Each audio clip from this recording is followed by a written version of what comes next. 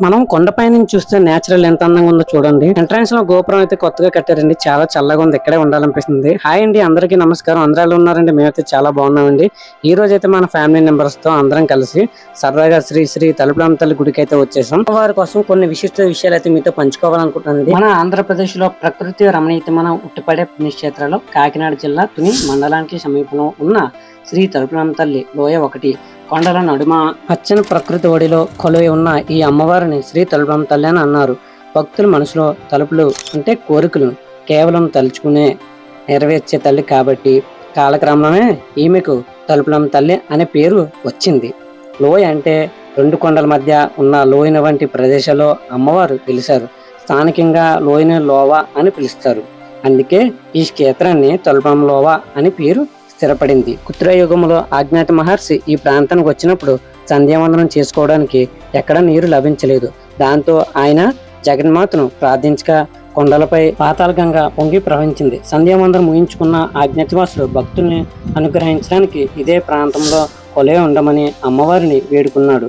ఆయన కోరిక మేరకు అమ్మవారు ఇక్కడే కొండ గృహలో స్వయంభూయంగా వెలిశారు. 2 కొండల నడుమ ఈ ఆలయం దారకొండ తేగకొండ అనే 2 కొండల మధ్య ఒక రాతి గృహలో కొలువై ఉంటుంది ఈ అమ్మవారు. ఇక్కడ ఆలయం బయట ఏర్పాటు చేసిన సుమారు 50 అడుగుల అమ్మవారి విగ్రహం, అలాగే 40 అడుగుల శివుని విగ్రహం భక్తులు ఎంతగానో ఆకట్టుకుంటాయి. ఈ క్షేత్రానికి ఒక విలక్షణమైన ప్రత్యేకత ఉంది. ఇక్కడ అమ్మవారికి ప్రయాణ అధిదేవతగా కొలుస్తారు.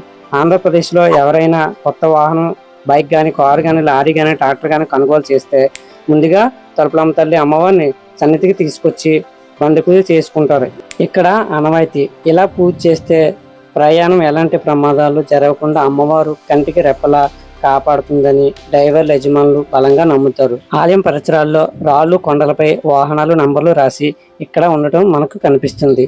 ఇక్కడ ఉత్సవాలు ఎప్పుడు జరుపుకుంటారో తెలుసా? ప్రతి ఏటా చైత్రమాసం అంటే మార్చి, ఏప్రిల్, ఆషాఢ మాసం జూను, జూలైలో అమ్మవారి జాతర మహోత్సవాలు చాలా వైభవంగా జరుగుతాయి.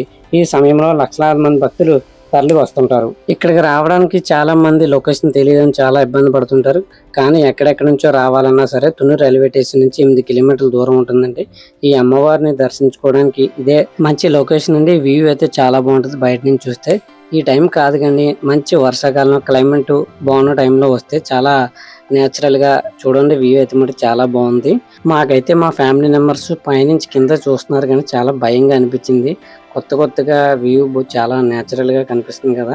ఈ గోపురం బ్యాక్ సైడ్ అయితే మటుకి మన ఫోటోలు తీసుకోవడానికి మంచి వ్యూ అయితే బాగుంటది. ఎందుకంటే లొకేషన్ బ్యాక్గ్రౌండ్ అయితే చాలా నీట్ గా కనిపిస్తుందండి. మన వీడియో కానీ నచ్చినట్టయితే లైక్ చేసి ఫాలో కొట్టేస్తారని మనస్ఫూర్తిగా కోరుకుంటున్నానండి. మరొక వీడియోతో మళ్ళీ మేము ముందుకు వస్తుంది. అప్పటి వరకు బాయ్ అండి. థ్యాంక్ యూ అండి.